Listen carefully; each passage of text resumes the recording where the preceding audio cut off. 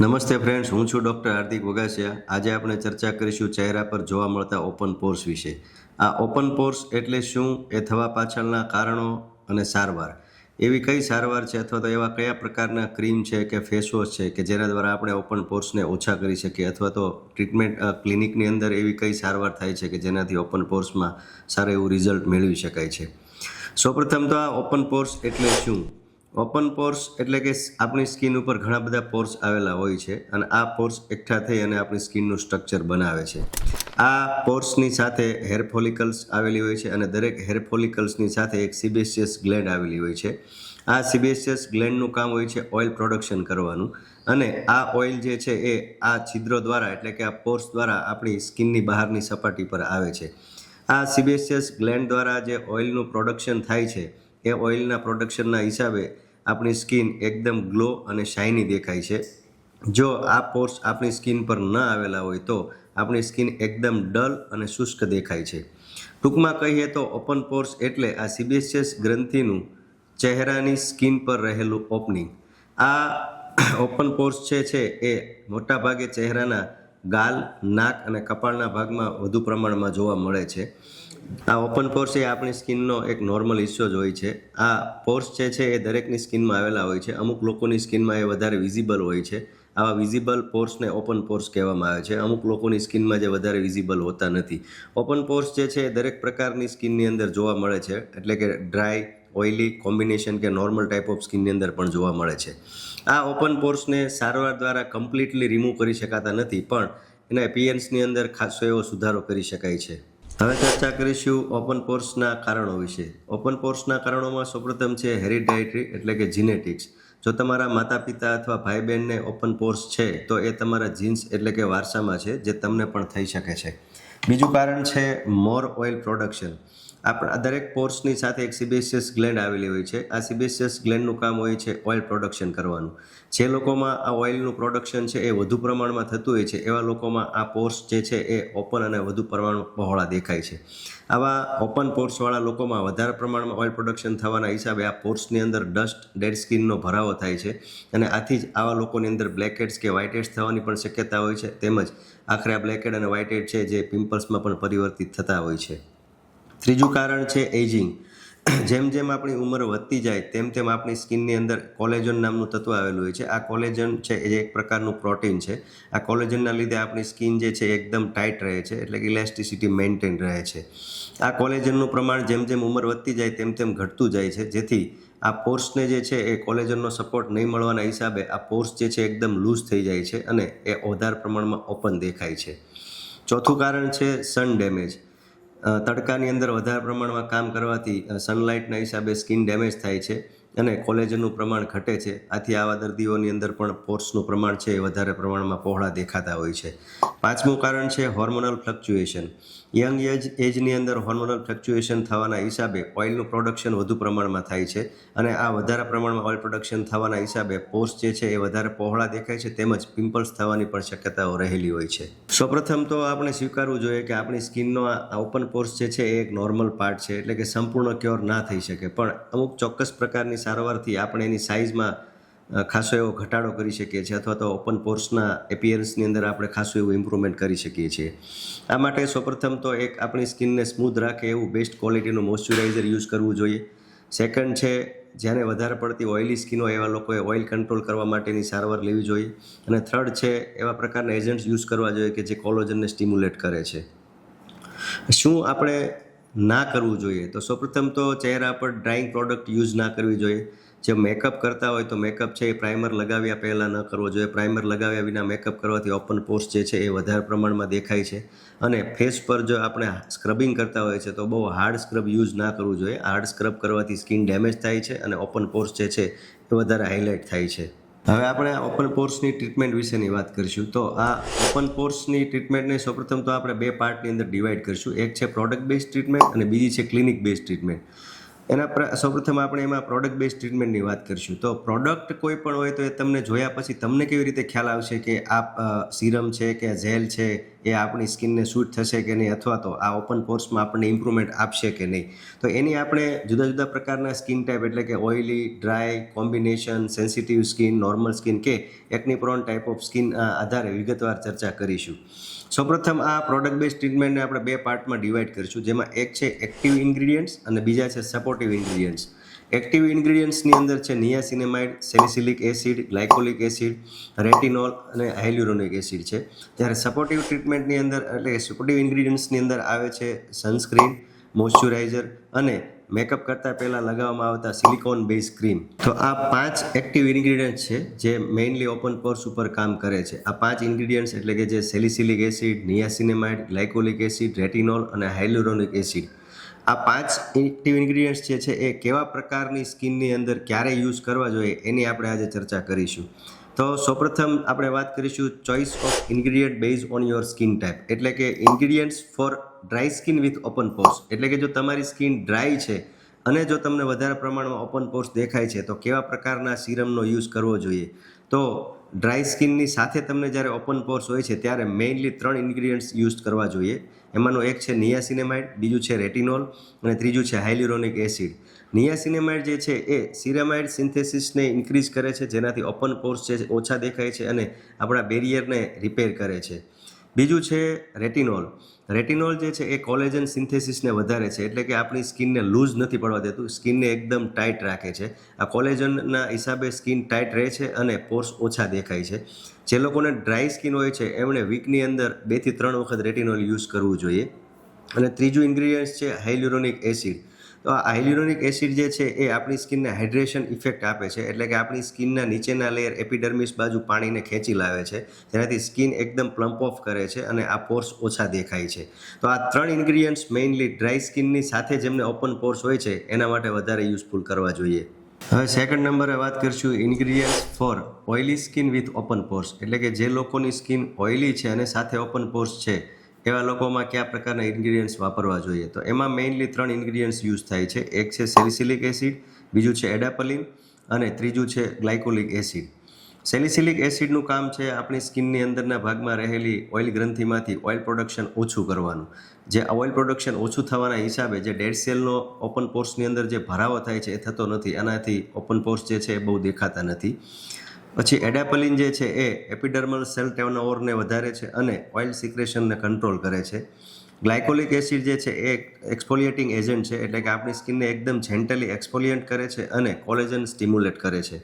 આ ઇન્ગ્રીડિયન્ટ્સમાં રેટિનોલ અને સેલિસિલિક એસિડને તેમજ રેટિનોલની સાથે ગ્લાયકોલિક એસિડને સાથે યુઝ ના કરવા જોઈએ. રેટિનોલની સાથે સેલિસિલિક એસિડને તેમજ રેટિનોલની સાથે ગ્લાયકોલિક એસિડને યુઝ કરવાથી આપણી સ્કિન જે છે એ ઇરિટેટ થવા કરે છે.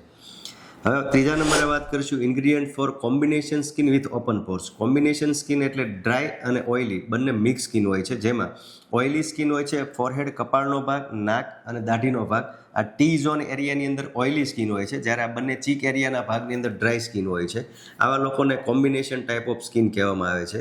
આ પ્રકારની જ્યારે કોમ્બિનેશન સ્કિનની સાથે જ્યારે ઓપન પોર્સ હોય છે ત્યારે મેઇનલી સેલિસિલિક એસિડ, નિયાસિનેમાઇડ અને રેટિનોલ યુઝ કરવા જોઈએ. જેમાં સેલિસિલિક એસિડ જે છે એ ટી ઝોન એરિયાની અંદર એપ્લાય કરવું જોઈએ, એટલે કે કપાળનો ભાગ, નાક અને દાઢીનો ભાગ, આ ટી ઝોન એરિયાની અંદર સેલિસિલિક એસિડ યુઝ કરવું જોઈએ અને ચીક એરિયા કે જે ડ્રાય પાર્ટ હોય છે ત્યાં નિયાસિનેમાઇડ યુઝ કરવું જોઈએ. અને રેટિનોલ સિરમ પણ યુઝ કરી શકાય છે, જે ફૂલ ફેસ પર નાઇટના ટાઈમમાં લગાવવું જોઈએ, જેને વીકમાં 3 થી 4 વખત લગાવી શકાય છે. હવે વાત કરીશું ingredients for normal skin with open pores, એટલે કે એવા લોકો કે જેમની સ્કિન નોર્મલ ટાઈપ છે અને એમને ઓપન પોર્સ છે એવા લોકોની અંદર આપણે સ્કિનને વધારે ડ્રાય પણ નથી થવા દેવાની અને વધારે ઓઇલી પણ નથી થવા દેવાની. તો એવા કયા ઇન્ગ્રીડિયન્ટ્સ છે કે જે સ્કિનને હેલ્ધી મેન્ટેન રાખે છે અને પોર્સની વિઝિબિલિટી ઓછી કરે છે?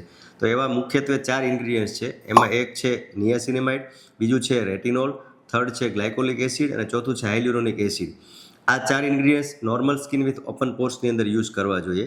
હવે વાત કરીશું ingredients for sensitive skin with open pores, એટલે કે એવા લોકો કે જેમની સ્કિન વધારે સેન્સિટિવ હોય છે અને સાથે ઓપન પોર્સ હોય છે. તો એમાં મેઇનલી નિયાસિનેમાઇડ, રેટિનોલ અને હાઇલ્યુરોનિક એસિડ યુઝ કરવા જોઈએ. જેમાં મોર્નિંગમાં નિયાસિનેમાઇડ યુઝ કરવું જોઈએ, જે વીકમાં 2 થી 3 વાર યુઝ કરવું જોઈએ, જ્યારે નાઇટની અંદર રેટિનોલ યુઝ કરવું જોઈએ, જેને વીકમાં 2 થી 3 વાર યુઝ કરવું જોઈએ. ખાસ સેન્સિટિવ સ્કિનવાળા લોકોમાં રેટિનોલ યુઝ કરતી વખતે રેટિનોલ સેન્ડવિચ ટેકનિક કહેવાય છે, જેને રેટિનોલનો યુઝ સેન્ડવિચ ટેકનિકથી કરવો જોઈએ, એટલે કે જેમાં સૌપ્રથમ મોઇશ્ચરાઇઝર સ્કિન પર લગાવવામાં આવે છે, ત્યારબાદ રેટિનોલ સિરમ યુઝ કરવામાં આવે છે અને તેના પર અગેન એકવાર મોઇશ્ચરાઇઝરનું લેયર લગાવવામાં આવે છે, જેને સેન્ડવિચ મેથડ કહેવામાં આવે છે. આ સેન્ડવિચ ટેકનિકથી રેટિનોલ જો સેન્સિટિવ સ્કિનની અંદર લગાવવામાં આવે તો સ્કિન ઇરિટેટ થતી નથી. હવે વાત કરીશું ઓપન પોર્સ વિથ એક્ની સ્કાર. જો તમને બહુ જ વધુ પ્રમાણમાં ઓપન પોર્સ હોય છે અને સાથે ખીલમાંથી ખાડા પડી ગયેલા હોય એ ટાઈપની સ્કિન હોય છે, ત્યારે એમાં ટ્રેટિનોઇન ક્રીમ યુઝ કરવું જોઈએ. જે ટ્રેટિનોઇન જે છે એ એક રેટિનોઇડ બેઝ પ્રોડક્ટ છે. આ ટ્રેટિનોઇન યુઝ કરવામાં એકદમ 2 to 3 ટાઈમ્સ પર વીક, એટલે કે અઠવાડિયામાં 2 થી 3 વાર યુઝ કરવું જોઈએ અને એકદમ સ્મોલ ક્વોન્ટિટીમાં યુઝ કરવું જોઈએ. આ ટ્રેટિનોઇન જે છે એ પ્રિસ્ક્રિપ્શન બેઝ મેડિસિન છે, એટલે કે ડૉક્ટરને કન્સલ્ટ કરીને જ યુઝ કરવી જોઈએ. ટૂંકમાં વાત કરીએ તો ડ્રાય સ્કિનની સાથે જેમને ઓપન પોર્સ છે તેમને રેટિનોલ, હાઇલ્યુરોનિક એસિડ અને નિયાસિનામાઇડ સિરમ યુઝ કરવા જોઈએ. ઓઇલી સ્કિનવાળા લોકોએ સેલિસિલિક એસિડ, એડાપલિન અને ગ્લાયકોલિક એસિડવાળી પ્રોડક્ટ યુઝ કરવી જોઈએ. કોમ્બિનેશન સ્કિનવાળા લોકોએ સેલિસિલિક એસિડ, નિયાસિનામાઇડ અને રેટિનોઇલ બેઝ ક્રીમ યુઝ કરવી જોઈએ. નોર્મલ સ્કિનના લોકોમાં નિયાસિનામાઇડ, રેટિનોલ, હાઇલ્યુરોનિક એસિડ અને glycolic acid base cream use કરવા જોઈએ. જેમને સેન્સિટિવ સ્કિનની સાથે ઓપન પોર્સ છે એવા લોકોએ નિયાસિનામાઇડ, હાઇલ્યુરોનિક એસિડ અને રેટિનોઇલ બેઝ ક્રીમ યુઝ કરવા જોઈએ. તેમજ જેમને વધુ પ્રમાણમાં મોટા પોર્સની સાથે પિમ્પલ્સના સ્કાર હોય, એટલે કે વધારે પ્રમાણમાં ઓપન પોર્સની સાથે જેમને એક્ની સ્કાર્સ એટલે કે ખીલના ખાડા હોય છે, એવા લોકોમાં ટ્રેટિનોઇન ક્રીમ યુઝ કરવી જોઈએ. હવે વાત કરીએ પ્રોડક્ટ રિકોમેન્ડેશનની, એટલે કે કયા પ્રકારના સિરમ કઈ કંપનીના સારી ક્વોલિટીના આવે છે અથવા તો કયા પ્રકારના સિરમ લગાવવાથી ઇમ્પ્રુવમેન્ટ લઈ શકાય છે. તો પ્રોડક્ટ રિકોમેન્ડેશનમાં પ્રોડક્ટ સિલેક્ટ કરતાં પહેલાં તમારે તમારી જાતે તમારો સ્કિનનો ટાઈપ નક્કી કરવો પડશે, એટલે કે તમારી સ્કિન ઓઇલી છે, ડ્રાય છે, કોમ્બિનેશન છે કે સેન્સિટિવ સ્કિન છે, એના આધારે તમે સિરમ કે કોઈ બી પ્રોડક્ટ જે છે એ સિલેક્ટ કરી શકો છો. હવે પ્રોડક્ટ બેઝ રિકોમેન્ડેશનની વાત કરીએ તો પ્રોડક્ટમાં નિયાસિનામાઇડ પ્રોડક્ટ સિરમ જે આવે છે એમાં ડર્માકો 5% સિરમ, ડૉક્ટર શેટ્સ નિયાસિનામાઇડ સિરમ, નિયાવેર સિરમ, તેમજ હાઇલ્યુરોનિક એસિડ સિરમની વાત કરીએ તો હાઇલ્યુરોનિક એસિડમાં ડૉક્ટર શેટ્સ હલ્દી અને hyaluronic acid, Hydura serum. Salicylic એસિડની વાત કરીએ તો Sebonac gel, Sebo gel, Zitcare S 1% gel. Retinol સિરમની વાત કરીએ તો રેટિનોલમાં રીક્વિલ રેટિનોલ નાઇટ ક્રીમ, કોર્કવિલ રેટિનોલ સિરમ. ગ્લાયકોલિક એસિડની વાત કરીએ તો ગ્લાયકોલિક એસિડમાં ગ્લાયકો 6% ક્રીમ, GS 6% ક્રીમ અને ડીમેલાન ક્રીમ. ઓપન પોર્સની સાથે ડાર્ક સ્પોટ હોય તો ડીમેલાન ક્રીમ યુઝ કરી શકાય છે. ઓપન પોર્સમાં પ્રોડક્ટ બેઝ ટ્રીટમેન્ટની અંદર ઇમ્પ્રુવમેન્ટ થતાં ઓછામાં ઓછા 8 થી 10 મહિનાનો સમય લાગે છે. 10 થી 12 મહિના જેવો સમયગાળા દરમિયાન તમે રેગ્યુલર આ પ્રોડક્ટ યુઝ કર્યા પછી તમારી સ્કિનના ટેક્સચરમાં ઇમ્પ્રુવમેન્ટ જોવા મળે છે. હવે સપોર્ટિવ ટ્રીટમેન્ટની વાત કરીએ તો સપોર્ટિવ ટ્રીટમેન્ટમાં સનસ્ક્રીન સૌપ્રથમ જરૂરી છે, કેમ કે સનસ્ક્રીન નહીં લગાવવાથી સ્કિનમાં યુવી ડેમેજ થાય છે. આ યુવી ડેમેજથી આપણા સ્કિનના નીચેના લેયરમાં કોલેજનનું પ્રમાણ ઘટી જાય છે અને ઓપન પોર્સ વધુ પ્રમાણમાં દેખાય છે, એટલે સનસ્ક્રીન ખૂબ જ જરૂરી છે. સેકન્ડ છે મોઇશ્ચરાઇઝર. મોઇશ્ચરાઇઝર રેગ્યુલર બેઝ પર લગાવવાથી સ્કિનનું ઓવરઓલ ટેક્સચર છે એકદમ ઇમ્પ્રુવમેન્ટ થાય છે અને સ્મૂધ રહે છે સ્કિન. ત્રીજું છે સિલિકોન બેઝ ક્રીમ. જો તમે મેકઅપ કરતા હો તો તમારે સિલિકોન બેઝ ક્રીમ યુઝ કરવી જોઈએ અને એના ઉપર મેકઅપ કરવાથી એક સ્મૂધ લેયર બને છે અને ઓપન પોર્સ વધુ પ્રમાણમાં દેખાતા નથી. હવે વાત કરીએ ક્લિનિક બેઝ ટ્રીટમેન્ટની, કે ભાઈ ક્લિનિકની અંદર એવી કઈ ટ્રીટમેન્ટ થઈ શકે છે કે જેનાથી ઓપન પોર્સની વિઝિબિલિટીમાં ખાસો એવું ઇમ્પ્રુવમેન્ટ લઈ શકાય.